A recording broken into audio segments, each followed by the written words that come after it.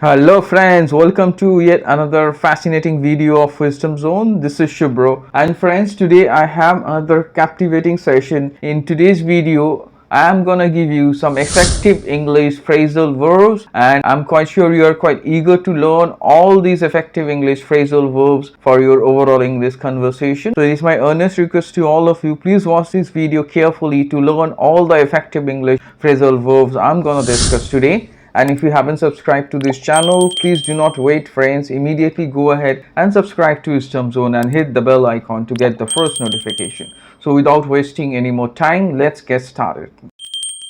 3, 2, 1. So friends, welcome back once again to this fascinating session on effective English phrasal verbs, and as I have already promised, today I'm gonna give you some effective English phrasal verbs for your everyday English conversation, and you can use most of them in your writing also. So before I go ahead, let me quickly inform all of you that I have provided some more videos on effective English phrasal verbs and important English phrasal verbs in the description. So if you want to learn some more interesting phrasal verbs, please do not forget to check the links given in the description. Without wasting any more time, let's get started with today's 10 effective English phrasal verbs. So as you see friends, the first effective English phrasal verb I'm gonna discuss is on your screen, that is tell apart.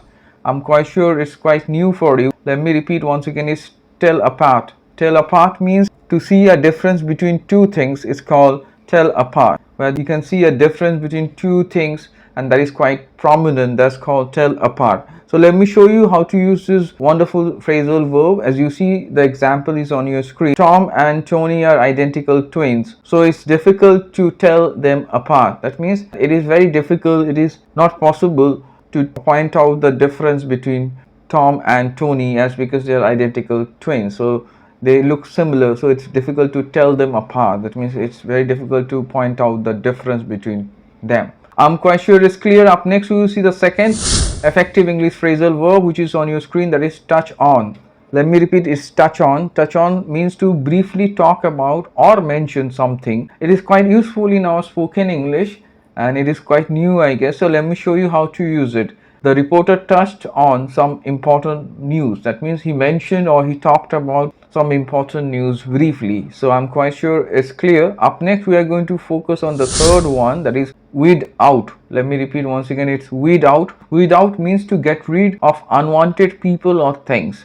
So when someone wants to get rid of unwanted people or things, that time we can use this phrasal verb weed out. Let me show you how to use it. Our management has decided to weed out non-performing assets. That means our management has decided to remove perhaps or dispose assets which are not useful, no longer very much effective or useful. They are going to discard them perhaps or sell them away.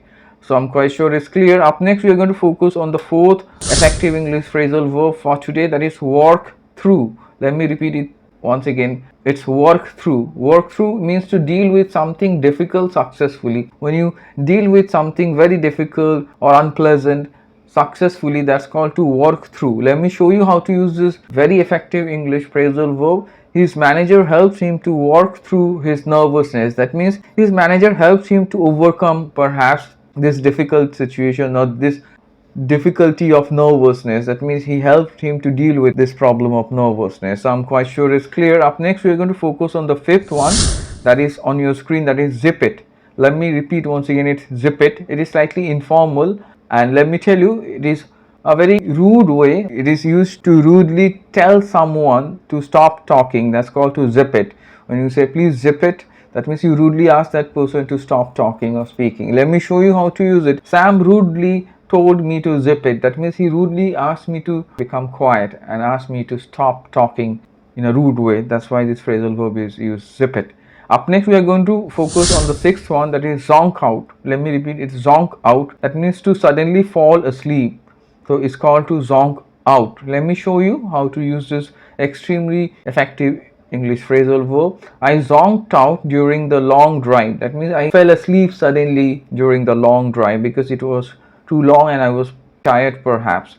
Up next we are going to focus on the seventh effective English phrasal verb, and which is also very useful for conversation, which is yield to. Let me repeat once again, it's yield to. Yield to means to surrender to something or someone. When you surrender to someone or something, that is called to yield to. It can be anything, it can be a person or it can be a thing also. Let me show you how to use it. He yielded to temptation and ate pizza. He yielded to temptation and ate pizza. That means he surrendered to temptation and ate pizza. Perhaps he earlier must have promised that he would not have, but he could not resist and he surrendered to temptation and ate pizza. I'm quite sure it's clear. Let me focus on the eighth one. Eighth extremely effective phrasal verb is on your screen, that is zero in on. Zero in on is a smart phrasal verb. It means to direct one's attention or focus on someone or something. If someone focuses or have tremendous attention or give tremendous attention or focus on something or someone, that's called to zero in on. Let me show you how to use it. He is going to zero in on his exam. That means he is going to focus on his exams. He is going to give all his attention on his examinations. So I'm quite sure it's clear. Up next we are going to focus on the ninth one which you see on your screen.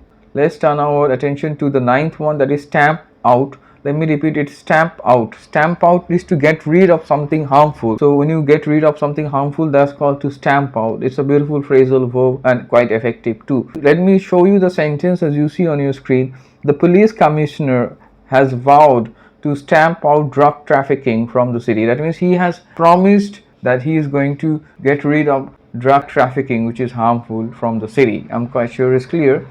So friends, at last let's turn our attention to the last effective English phrasal verb for today, that is soften up. Let me repeat it, soften up. Soften up is very useful. It means to treat someone very well or kindly in order to take help or favor from that person. That's called to soften up. Let me show you how to use it. I'm quite sure you have understood the meaning. As you see the example on your screen, I tried to soften him up by giving him a nice present.